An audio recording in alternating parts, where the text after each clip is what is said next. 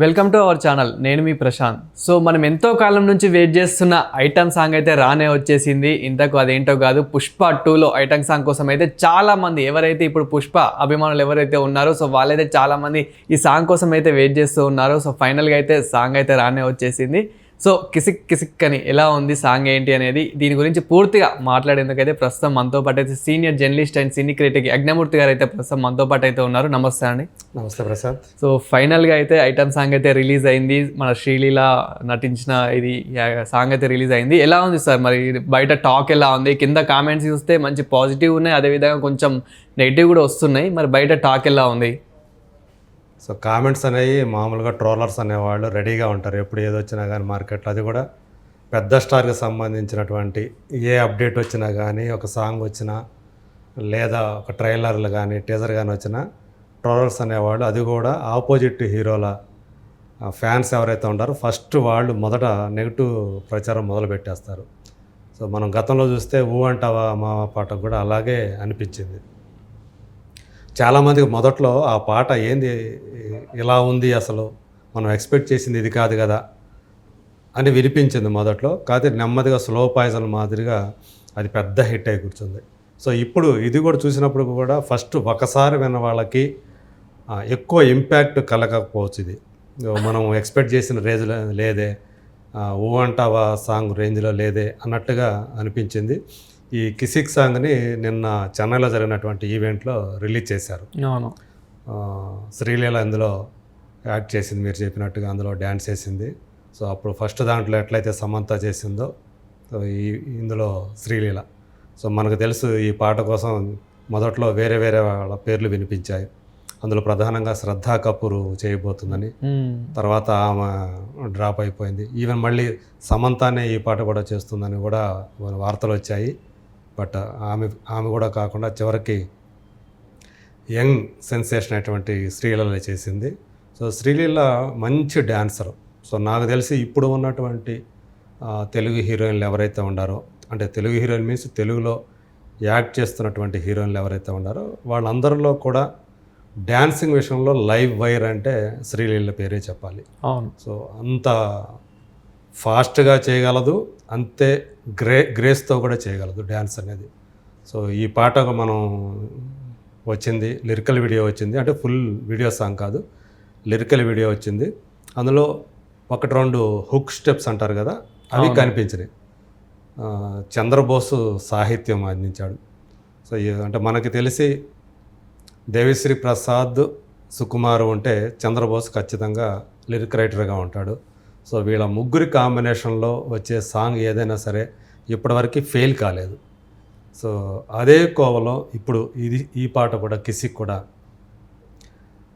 అంటే ఇది ఒక స్లో పాయిజన్ టైపులో జనాల్లోకి వెళ్ళేటువంటి పాటగానే నేను భావిస్తున్నాను. ప్రధానంగా ఈ సెల్ ఫోన్లో ఫోటోలు తీసేవాళ్ళు, అలాగే సోషల్ మీడియాలో నెగిటివ్ కామెంట్స్ ట్రోల్ చేసేవాళ్ళు, వీళ్ళని దృష్టిలో పెట్టుకొని ఈ పాటని చంద్రబోస్ రాసినట్టుగా మనకి కనిపిస్తూ ఉంది.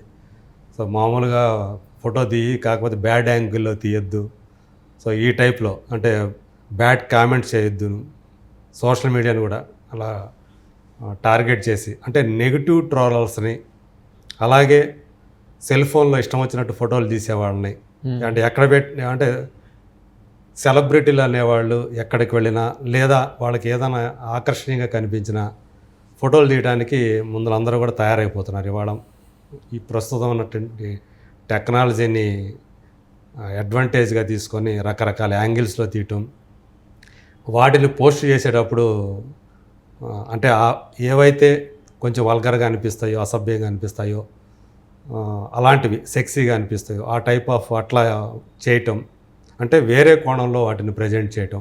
అలాగే మార్ఫింగ్ చేసేవాడు కూడా, ఫోటోలు మార్ఫింగ్ చేసేవాళ్ళు కూడా ఇందులో ఆ లిరిక్స్లో ఉందన్నమాట. అలా చేయవాకండి తప్ప అని చెప్తూ, సో దెబ్బలు పడతాయని, అంటే అలా గనక చేస్తే దెబ్బలు పడతాయని చెప్పేసి శ్రీలీల చెప్పటం.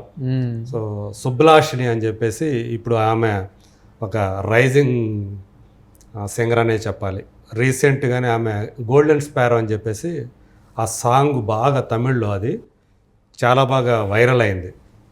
ధనుష్ డైరెక్ట్ చేస్తున్నటువంటి సినిమా అది, ఒక సినిమా. అందులో గోల్డెన్ స్పేర్ అనేది ఒక సాంగ్.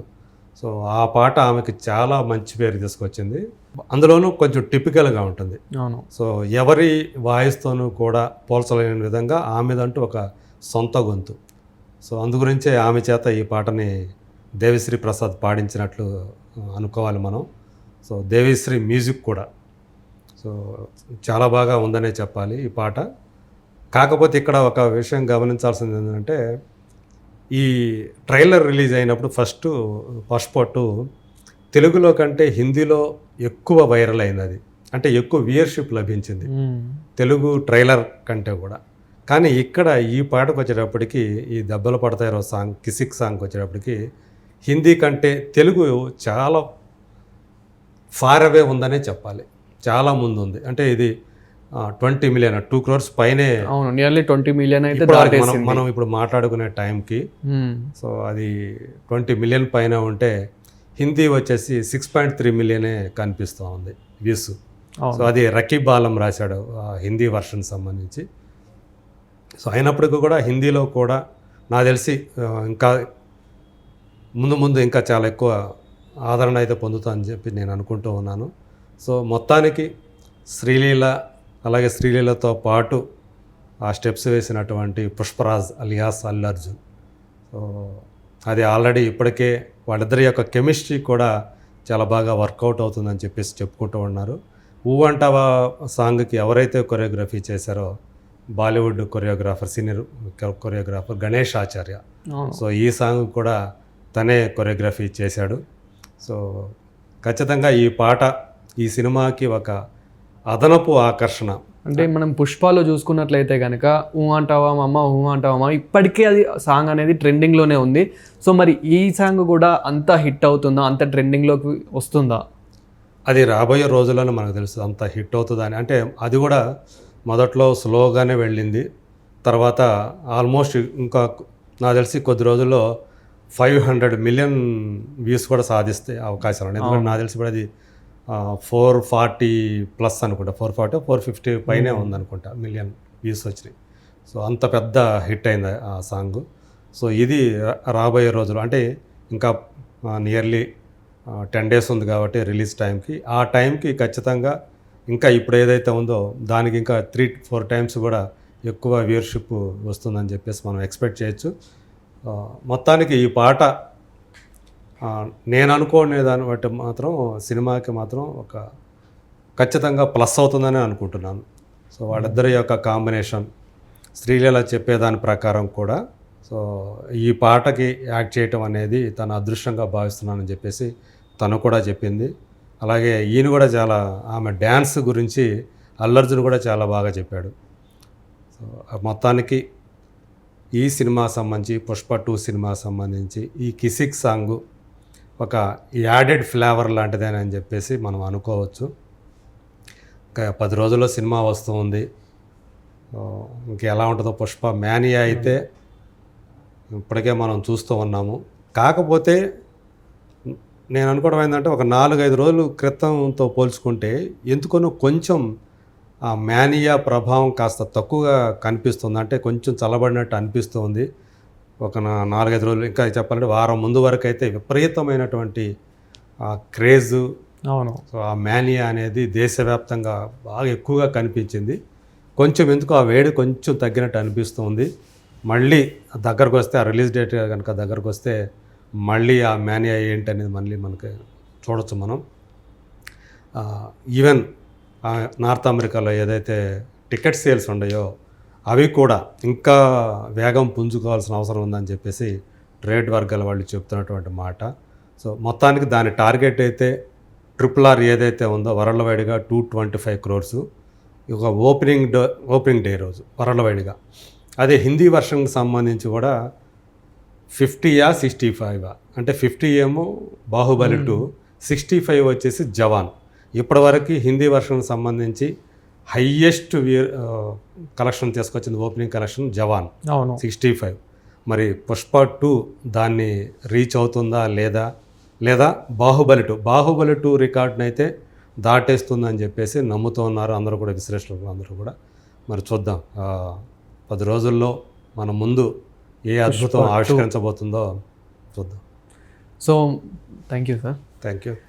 సో చూసారు కదా, మీకు కూడా మరి సాంగ్ ఎలా అనిపించిందో కామెంట్ చేయండి. అదేవిధంగా పుష్ప 2 కోసం మీరు కూడా ఎంతమంది వెయిట్ చేస్తున్నారో కామెంట్ చేయండి. ఇలాంటి మరిన్ని వీడియోస్ కోసం చూస్తూనే ఉండండి wild wolf channel. Thank you.